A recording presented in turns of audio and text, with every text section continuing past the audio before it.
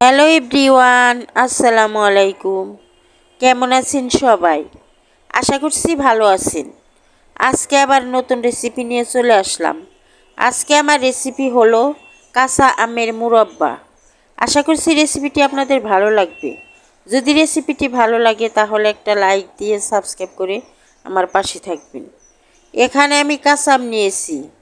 এই আমগুলো এখন ছিলে মাঝখান দিয়ে একটা করে টুকরো করে নিব। এখন আমগুলাকে আমি ছিলে একটা করে মাঝখানে টুকরো দিয়ে নিলাম। আমগুলো আমি এখন কেচিয়ে নিব। একটা বাটি নিয়ে নিলাম। বাটিতে আমি পানি নিয়ে নিলাম। পানিতে 1 চামচ লবণ দিয়ে দিলাম। আমগুলা কেচানোর পর এই পানিতে আমগুলা দিয়ে দিব। একটা আমের টুকরা নিলাম। এখন একটা কাঁটা চামচ নিব। কাঁটা চামচের সাহায্যে আমি আমগুলাকে ভালো করে কেচিয়ে নিব। আমগুলাকে ভালোভাবে কেচিয়ে নিতে হবে। যত ভালোভাবে কেচানো হবে তত আমগুলা ভালোভাবে চিনি আমের ভেতরে ঢুকবে। আমি একটা আম কেচিয়ে নিলাম। এইভাবে আমি আমগুলা সবগুলাই কেচিয়ে নিব।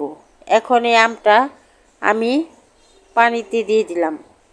পানিতে দেওয়ার পর আমি 10 মিনিট পানিতে রেখে দিব। সবগুলো আমি কেচিয়ে পানিতে 10 মিনিটের জন্য রেখে দিছিলাম।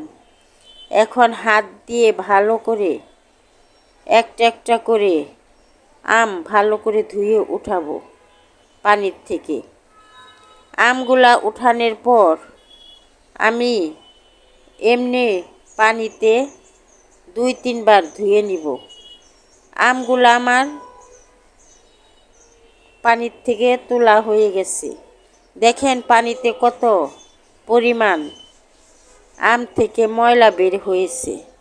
এখন ভালো পানি দিয়ে আমি 2-3 বার আম ধুয়ে নিলাম। আমগুলা জাল দেওয়ার জন্য চুলায় চলে গেলাম। চুলায় প্যান বসিয়ে দিলাম। প্যানে 1.5 কাপ চিনি দিয়ে দিলাম। 3 কাপ পানি দিয়ে দিব চিনির মধ্যে। এখন পানি দেওয়ার পর 4টা এলাচ দিয়ে দিলাম। 1 টুকরা দারচিনি, একটা তেজপাতা দিয়ে দিলাম। এখন এই চিনিটা আমি ভালোভাবে জাল করে নিব। ঢাকনা দিয়ে ঢেকে চিনিটাকে আমি কিছুক্ষণ জাল করে নিলাম।